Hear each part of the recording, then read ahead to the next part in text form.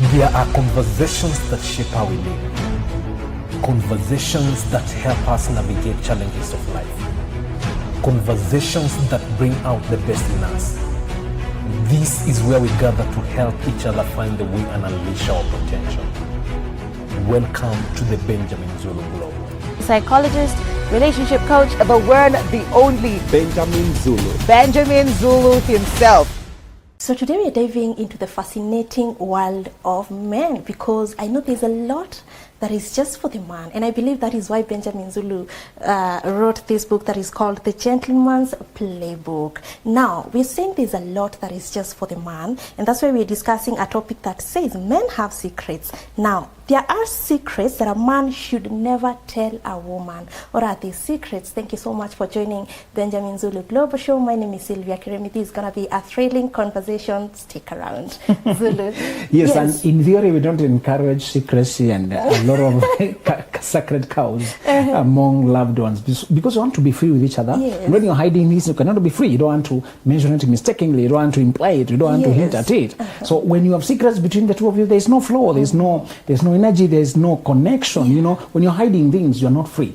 You keep looking for other spaces to go and release yourself, because to go and be free with someone else.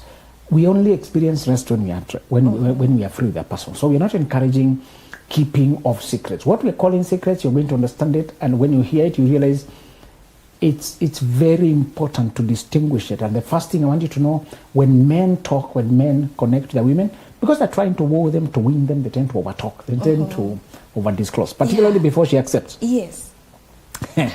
When he's not sure whether he's winning or he's convincing her or she's not buying it to him, he tends to go all out, saying everything, wondering what will work, what will not work.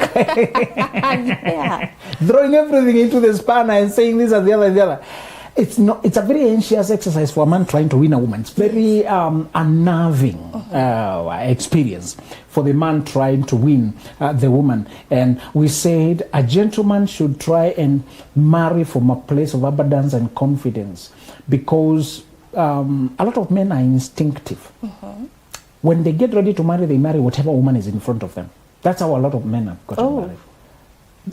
They take time to build themselves. When they feel like it's time to start family, they marry the best available. They fall for the next. Yes, one available. And because they're working with goals and timelines, they want to get married 2025. Yes. So by 2025 only Sylvia is allowed. Sylvia is here, they marry that one. Yes. A lot of men are married by instinct, without looking at long term. We encourage men to marry through conscious effort, and to tell men that you are only as powerful as your preparation. Whenever you see a construction site being prepared, you can tell what is going on by the kind of equipment they pull on site. When you try to build a big building, but the contractor you call comes carrying a hammer,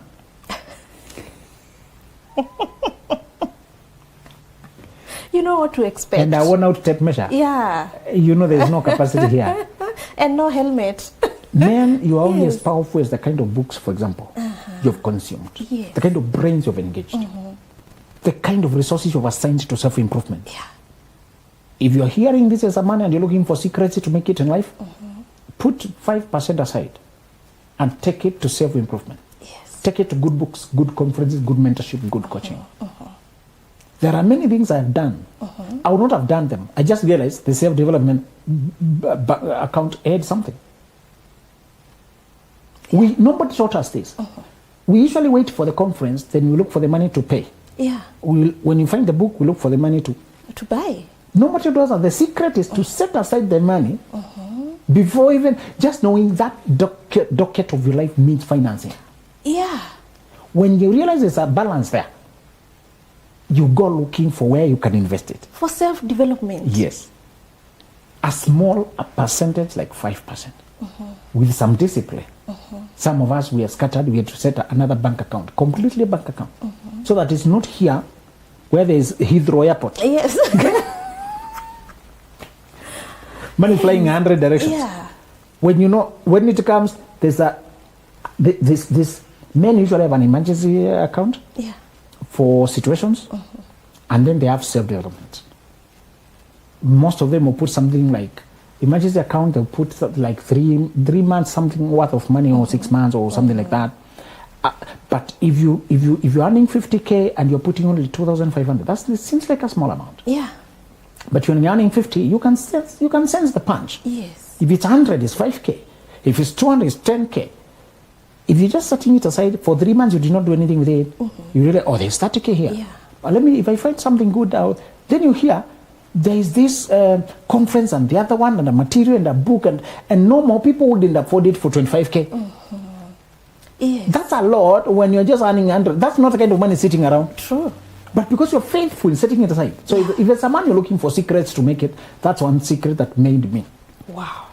Set aside a budget even before, knowing that that area of your life should always be busy, should always be growing. Yes. And that coach said, you only make it 5%, but over time you realize it's that 5% that grows you from 100K to 500K. Where? And he told us, you deceive yourself thinking your salary will grow. Salary doesn't grow. It's Yes. you who grows. Wow. The income does not grow. Yes. The economy doesn't care. In fact, it's in inflation. Your money loses value. If you just sit there, life runs over you. And they told us, stop mistaking going to work for growing. Yes. Going to work is output. It's not input. Think about it. You're being paid because it's output. How can you be paid to do input? It's output. You're being compensated because we're giving something out. Yes. It's a compensation for subtraction. They subtracted your time, your energy. That's why they're giving you money. Yes. You dummy think. You know, I meant to really reverse our thinking. What are you doing for growth? You know, I go to work every day. I really focus. You're telling me somebody's paying you for you to grow? Don't be stupid, bro. Wow. By the flow of compensation already tells you go home tired, meaning you gave out Your energy. Yes. So it does. Work doesn't grow you. You may find new challenges, there are new problems, but they are all structured to the employer's needs, not your growth needs. Yes. And yes, experience is important. Over years, experience makes you refine some things, but experience by itself is reactive. It's incidental. It's a side effect. Yeah. Employers don't pay you to gain experience. Yes. They pay you to work for them. To work for them. To deliver. To give out something. Yes. Yeah. The reason you're being paid is because they're taking out. Yes. Remember that. Told us many of you are depleted because employers have been taking out. Yeah. You all know when they mine in certain area, they mine. That area becomes empty gorges, empty valleys because they're being dug up. You are empty valleys, guys. Wow. You're being dug up.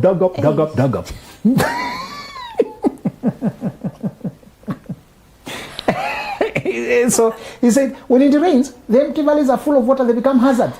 Some of you are full of depression, anxiety, because the rains of life are beating on you and you are empty holes, empty. Yes. Nobody can pay you to grow you. They pay you to grow them.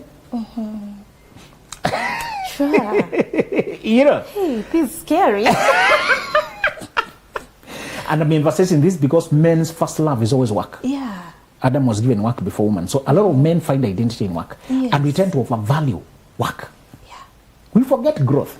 So if you're listening to me as a bro and you're looking for a way to have a cutting edge, take a very miniature percentage, 5%. If you think 5 is too much, you have many responsibilities, put 2.5%. Yeah. Men can do those calculations. They seem minute, but men can calculate them. In your 100K, put aside 2,500. Start there then. Yes. Because that's a book. For self-development. Yeah. You know? Yes. And after 3 months, that a conference of whatever, that, you know. Yeah. Do you know a year goes and people don't buy a book? A year. The average person spends a year. I hope you heard that staggering percentage was done somewhere in Africa, I think in Kenya even. But after graduation for the next 10 years, the average graduate doesn't buy a single book, self-development book. After graduation, they take 10 years without reading anything self-improvement. They're done with education. You know, we say we have graduated. It says like we have arrived. Yeah. Graduation, connotation of arriving. Yeah. We are done with books. The secrets we're discussing today is a man who understands. And I hope, I've heard a lot of men who are very attentive. And they said, these are the conversations we should have had with our uncles, our dads, and our mentors, fireside conversations. You know, the spaces. And I've really been imagining how we can make it deeper for men. We are really coming up with things for men. There's already this book. If a brother is listening, start with this kind of materials. Yeah, the start with this kind of podcasts. Yes. And sometimes when you go to shows that target men, you don't find huge numbers the way you'd expect. Yeah. When it's about women. Because a lot of times women operate differently from men.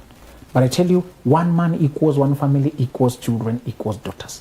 Those men you're seeing, there are 10 of them. They could be standing for 1,000 people behind them. So never be discouraged when you talk to men and you're only seeing a few. Yeah. Because they are leaders by nature. Each of them is an influencer in a certain domain. You're talking to kings. Yes. So don't worry about their numbers. Those are 10 kingdoms. Wow.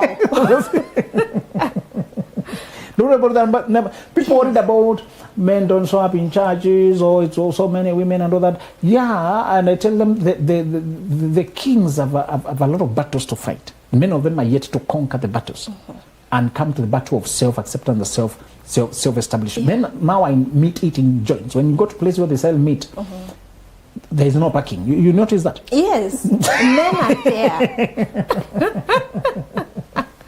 Meat joints, and they travel far away to go for this, that. I tell you, those are kings looking for themselves. Kings who are lost have a lot of energy that is scattered all over. When a king has found himself, that man will find him with his family.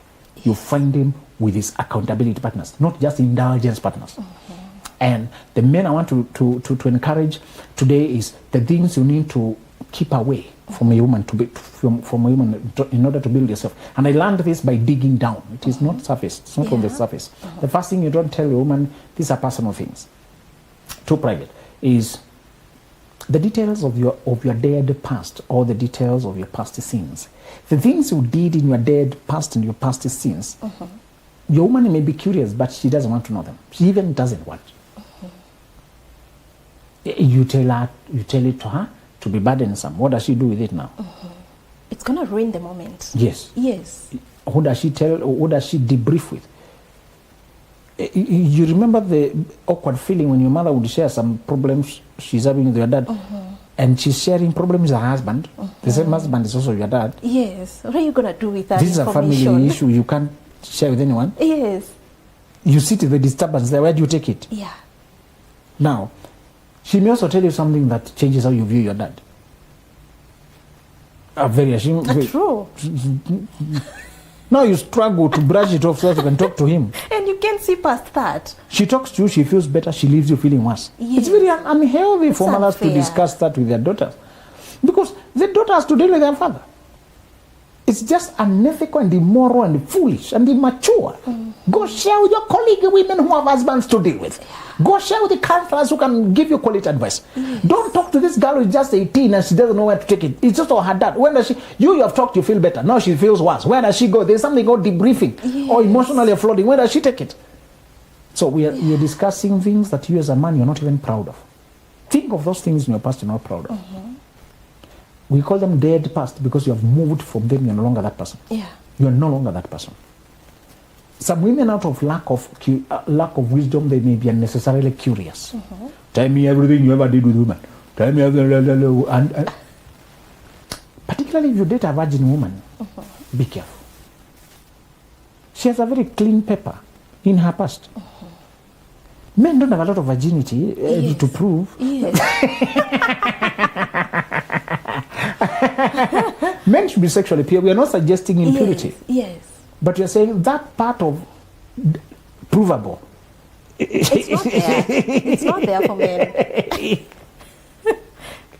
So she may want to know whether you are equally as clean and all that. Some women are celibate. They may not be virgin as such, but celibate. I'm hoping we are raising a greater generation of mentally free women. I'm hoping many more women will marry without trauma. I'm hoping by just learning from us. And you see them on our space conversing, saying, I've been saved from madness. Many women now will marry being clean, virgin, and they are men. They start on a clean slate. The marriage bed will be pure. That will have saved a generation there. No exes, no nonsense, no intrusive thoughts, no craving. You don't use your partner to masturbate as you sleep with the other slicky Johnny and the other, and then you. Those sexual those sexual memories and neurological wiring, they're too intrusive and too deep. Society wants to tell you. Premarital sex haunts you. It's a loss over loss. In the long term, it costs you. Yes. If we can spare you, and you'll have nobody to compare your partner with, and those small experiences will be the best you have ever had. Yes. You never say your man is big or small because you don't know anything else. Yeah. You never say your wife is evil because you've never seen a skin like that. Yes. God intended that innocence to magnify the pleasure. We're trying to spare you that. If you're getting a more generation of women like that, our lives will have served a purpose. Yeah.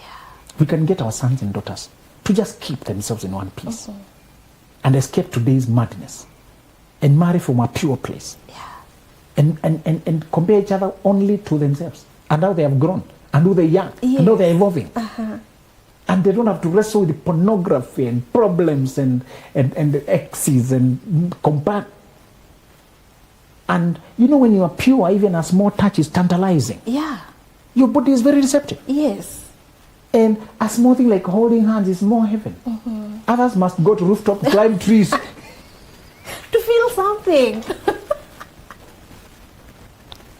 You know, somebody wants to sex in the swimming pool. If you drown now, what will you tell us you are doing? Now, Sylvia, usually, when you went home from work, what were you doing in the swimming pool? Then you have a country boy who wants it in the river. Now, Sylvia and the husband have been seen in the bush. He wanted variety, went to the bush. Are you lizards? Yeah. What will be written? I saw Game Park putting funny warnings. They had to really deal with funny warnings. Game Park warning people they are dangerous animals here. Can you stop bringing your theatrics here? People have fetishes. They know people do these things. Yes. Yeah. They had to put a lot of alarming warnings. Honestly, how can somebody tell you they want it in the footbridge? I want you to marry my people.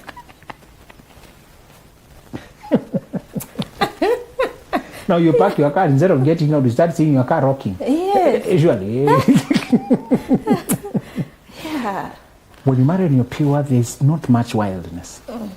Not much fetishes. Yeah. Not much madness. You feel joy even from small things. And you experience a small haven. You look at each other's eyes and you feel like you're already in cloud 9. Yes. The innocence and the purity of just being self-preserved. Now, you're not saying secondary virginity or purity is not possible. It's very possible. Luckily for you, your brain can be renewed. Can renew your mind. Can renew your mind through feeding it new information, releasing the past. Yes. You can go back towards purity. It's a journey. But those who have not departed from their purity, hold on to it. That's what many of us have to rework, get back to. Because society said, enjoy these things when you're young, so you don't come back to them when you're old. So if there's a man, you follow that advice. Yes. Enjoy these things when you're young, when you grow old. You know, and then in high school or college, you see these girls and you're trying to press their breasts and all this, and then you're inflamed, and then you had to release on a mattress, on a soap in a bathroom, and you fantasize, and your mind was overflooded. You start undressing women when you look at them and look at, wondering what this woman would look like. What? Let me check that. Then you try to undress this, or try to box this, or try to seduce, and you are there drooling in lust and control, thinking and control, but they are controlling you because they have your desires and they have your heart, and every time you have to keep pocketing in a funny way, walking at a certain angle because something is not settled.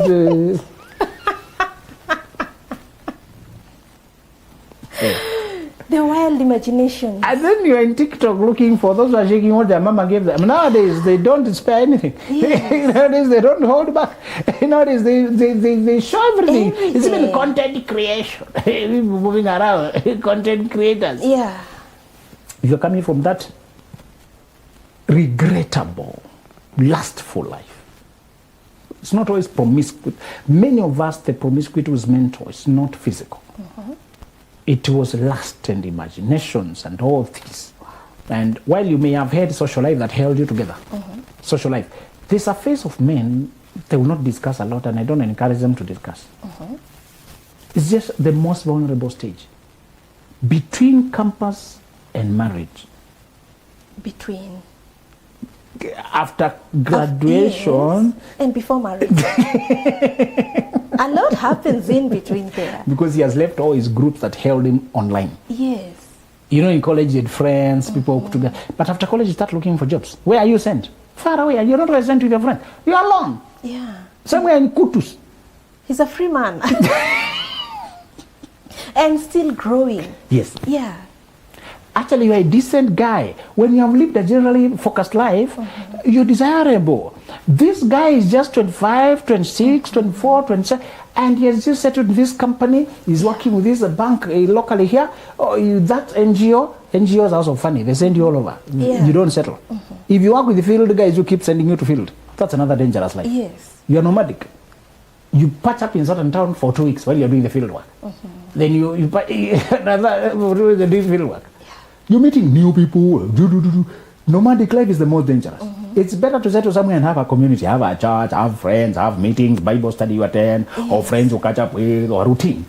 Routine helps humans to remain stable. Be careful with careers that deny you routine. Be careful. Yeah. That's why transit drivers, pilots, air hostesses, these cruise cabin crew, these people cruise ship, messed life. Child over their affair, their ex. Why are these toll stations infamous for prostitution? Where transit trucks stop to pay toll. Yes. It's called toll because of that. Yes. They pay some tax there. But they queue, a very long queue, so we call it mlolongo. They queue. Yes. They are drivers for queuing. The driver comes with it. The other guys you hire to queue for you. They have a license, everything. And they just, because you spend 3 hours on the line. So you, the driver, can go have some fun refreshment. That refreshment is where the madness happens. This one is paid 200 or something like that. So it's a whole business. It's a whole. There's nothing else going there. It's just meat, alcohol, clubs. Yeah. In Milolongo station, nothing else. So once they bring the weighbridge there, a community. There's a community there. So you find that guy had a lot of. Some women used to look up with there. In another, because they go for long distance. Now for 10 hours will be on road again. The next one is Malaba border. There's another stop there. He's tired and collapsing. Yes. He needs to chill. As the vehicle is being cleared, 3 hours, he can lay down somewhere. Yes. He's laying down with who? With someone. So nomadic careers are more dangerous. Brothers, try to avoid it. Try to avoid it. Okay. That's the same way with a pilot. Pilot is even more dangerous because you're so far away in the world. Your family is asleep. Anybody who knows you is on the other time zone. Nobody's after you. You're even protected by your career. Yes. Let's say you're a diplomat. Diplomats are even protected. Can't follow a diplomat. Who are you? Who are you? Some careers are very cheating friendly. The restaurant is paid for the 5 stars. So diplomats, these people who work careers that are just unsettling in a physical way. That brother needs more checks, more. And I encourage you, do it only for a season. If you can't carry your family with your career, that career is too expensive. Okay. Hey, I hope men are listening to this. Yeah? If it's a military career but it's separating you from your family, it's too expensive. You retire with salutes and your son is wasted. Yes. That's why the sons of military men wasted. The father was nowhere. Oh. You're the principal of a teacher, and because you're a good teacher, they send you to Madagascar, they send you to this, you should keep performing. At home, you're not performing. Yeah. If you can't move with your son and your daughter, your family, that career is too expensive. Stay home and farm, keep pigs. Wow. You change. Yes, never thought of it that way. Forget that career. There is no career that is compulsory. You can do something else. No, you can do. Yeah. You're in charge, bro. You're in charge. Don't say, it's a job, what can I do? You have options, bro. A capable man. Why do you think only military you can serve? You're so capable. One guy quit the military and took another job to drill wells. He learned, they train you other skills. And he came here with that discipline from the army. Today is the best driller of wells I know because he brought the discipline. He comes, they perform like that. He took a few friends and gave them the discipline of military. Okay. So they usually, you show them the site and leave. They'll tell you to go and check the work after they're cleared. And they don't leave until they're done. They clean it. a friend told me they worked. She could not believe that they are. Have you finished? He cannot find debris because he's used. Yes. They leave mess for you to pay. Yeah. They clear their mess and it's clean. Only the spot where they drill and is well closed. Go and inspect the work. Tell us what you think. Wow. What did that guy do? He said, the same discipline I have, I can apply it in business. Yes. So that I can move around with my daughter. He had a daughter. He used to hold hand, come around daughter.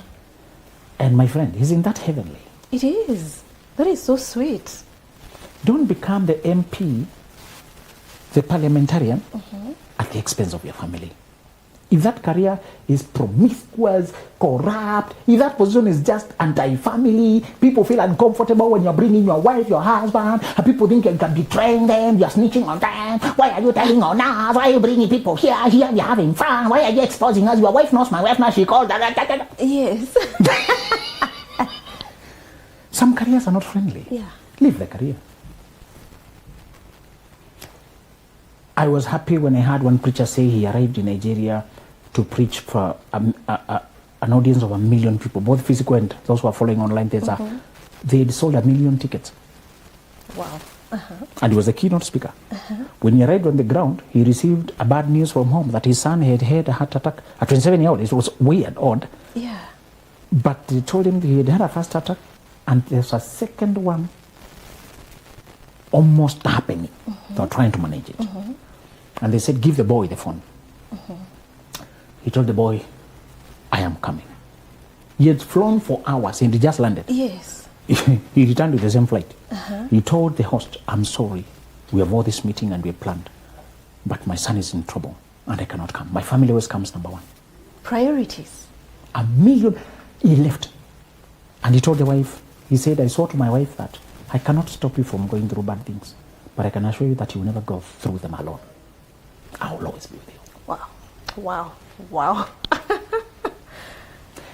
And he said, I had one woman say, those moments when the husband gave up the world to stand with the family. One woman said, I used to love my husband prior to them, but after that, I love him on a different level. More. I can count on him. I can depend. This man is not the money, is not the job. I love my job, but I cannot sacrifice my children for it. Yeah. No, I can always get another job. I can't get other children. These ones. You know. Wow, that's deep. My child has a swimming gala. You guys think it's a small thing. Yeah. No, I'm going to my child's swimming gala. The job can wait. These children are on a one-way trip. They are passing through my hands like this and they're gone. Yeah. So fast. You know? Yes. I will be at my child. I may not attend everything, but I'm just saying the important ones we interchange with the mother to make sure we are there. The child will never feel alone. Yeah. That lady told me what I can use to phrase the words of the second thing the man does not need to disclose to his wife. That the man does not need to disclose to his wife the imperfections she sees on him, he sees on her. The things he wishes were different on her. Oh. There are things your husband will see, but he knows he was never looking for 100% woman. Yes. And he will help you with them indirectly, and you will discover later when you guys are growing old that you were once like that and he never brought it up. You will respect him more. Wow. You will learn in retrospect, but that was me. Yes. And when you remember, he never made you feel insecure because of it. He accepted all of you. This man is wise in knowing what not to say. Yeah. I heard one lady say that the father was close in the sense of cheering her so loudly. So loudly. He would attend the event and clap and make other people embarrassed. That's amazing. He would come to the swimming and she's not even winning. Yeah. She's not even ahead. Yes. And he's cheering more than But those he who are has to ahead. cheer. Yeah. Shut up, yeah, how we do it. And then she does not win and he hugs and then he praises the effort. You really tried. That was a hard competition. These guys are more experienced, but I was impressed. You're a very courageous girl. He was not unrealistic. Yeah. He was an encourager. That lady also has a disturbing weakness in being very short. Many girls who are being short, they become very salty Yes. to compensate. Yes. They think you're looking down on them. You know, in order to make face, eye contact. Look down. So her stature is short. But the guy's mother was also short. So he never noticed it because his mother looked like that. Yes. She took those genes. And she said, do you know, I came to know later that the world is bothered about height. My father never brought it up. Yes. Now I remember a few moments people tried to comment about it and he shut them before they even finished the statement. Yeah. There's a name, a derogative name they use for short girls, for short women.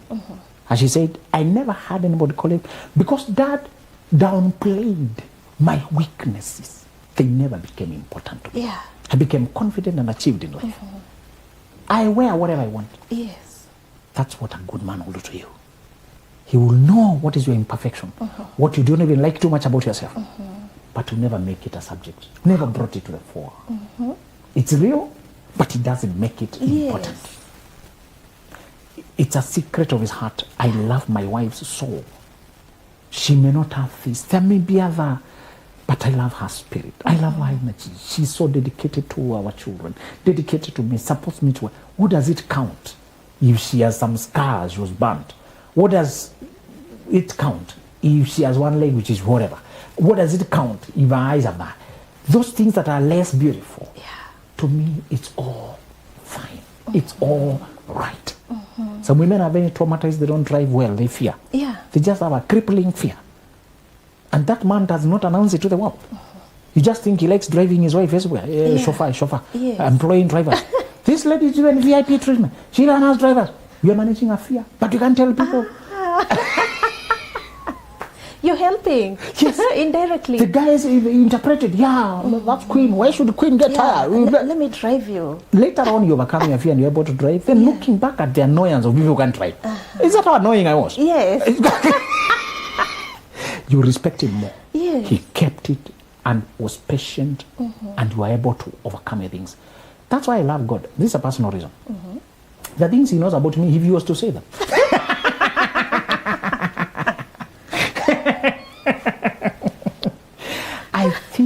I think some of why we love God is just an appreciation of what we know he knows. Yeah. When you come to know what your husband knows, and he doesn't broadcast it, Yes. you'll have a greater appreciation. Yeah.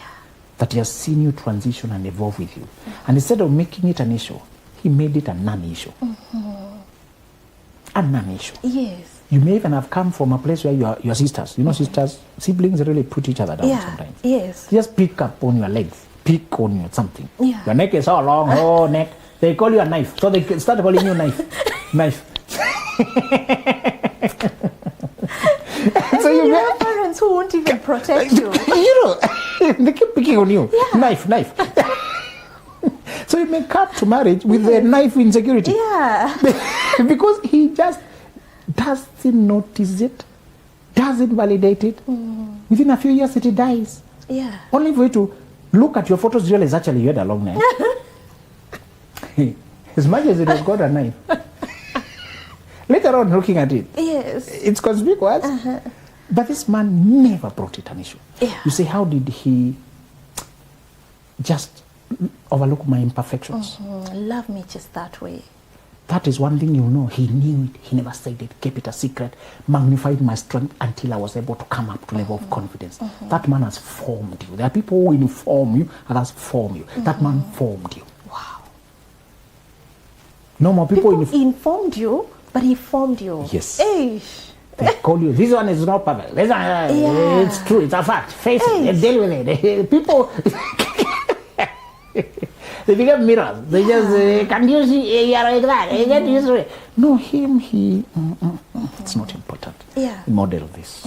Make this more important. Yeah, this is what he put forward. This is my path.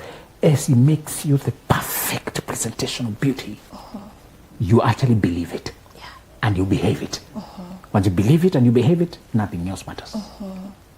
It is a secret that he downplayed, he did so long it is stopped counting anywhere. Even protects you against your own children. Children children, before they know what are the boundaries, he has to really stand. No. Yes. Don't do that. That's my wife as well. So your mother, but my wife, I have a response. Come and tell me, what is that you're fighting about? Yeah. What is the stress? Your mother needs to rest. Why are you knocking at the door incessantly? Tell me the issue. Sit here. How you want that? This one? No, it's no time for cases. Mom needs to rest. He will also protect you. Even when you are wrong, he can cover up and you sort it later. Yeah. He still remains your companion. Even against children, tell them, I love you guys, but this is my wife, you are my children, she came first. So you guys respect mom. Yes. For now, give her peace, go rest, we'll talk. So they know, by the way, there's some things you can't do that day when it's It has reminded me of a video that I watched online. This guy, there's a lady who was reprimanding the son, and the son was very loud to the mother. And so when the dad saw that, the dad just told the mother to go to the kitchen. He went inside and he wore the boxing attire and told the son, sit here now, let's fight. That was so good. You don't fight with a woman, you don't fight with your mother. Let's fight. The woman felt protected. Yes. There are times the man will also protect you. When you know, sometimes he knows your weakness, that it's being triggered when you are stressed or being told certain things. And although they are true, you just don't want to deal with them. They're overwhelming. The children are complaining about their granny. The same mother you've wrestled with for years, for example, was stressed you, and the children are trying to say, but granny was right, but and the man knows that's a trigger point. Yeah. Shh. Tell me what you're saying. And when the authority speaks, dad does not speak every day. Yes. When he speaks, there is weight, because there could be consequences. True. He acts. And they know that's a red light. From that day, they don't cross that. Yes. You will know he has protected you secretly. And you will know this man was God sent to form me. Yes. Wow. You know, men rarely have someone to advise them. And men being leaders, there's that assumption that they know it. Exactly. You know, there's no one empowering the man. And I just love how you're doing it. And actually writing this book, that is the Gentleman's Playbook, it is so amazing to the man out there, and they need to read it. And there's something I read that as much as it doesn't really go by the conversation we're having today, I just felt I should just highlight it so that people can know what is in this book. You've talked about the rules gentlemen live by. Oh my goodness. I read this and I loved it. And you've written let me just read a few, because it's quite long, and I think people can get it on www.benjaminzuluglobal.com. Please go and get it and read it for yourself. You say you don't shake hands with your seniors while sitting down. Rules for gentlemen. When listening, always nod and keep eye contact. Number 3, never eat the last piece of something you didn't buy. And never order expensive meals when someone else is paying. When walking with a lady or a child, stay on the side of the street to protect them from oncoming traffic. If you're not invited, do not ask to go. You know, it's a lot.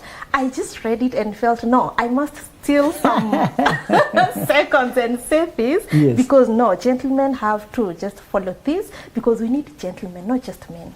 Exactly. Yeah. Exactly. Please go to www.benjaminzuluglobal.com and get this book. It's the Gentleman's Playbook. Thank you so much for being part of this conversation. Bye-bye. There are conversations that shape how we live. Conversations that help us navigate challenges of life. Conversations that bring out the best in us. This is where we gather to help each other find the way and unleash our potential. Welcome to the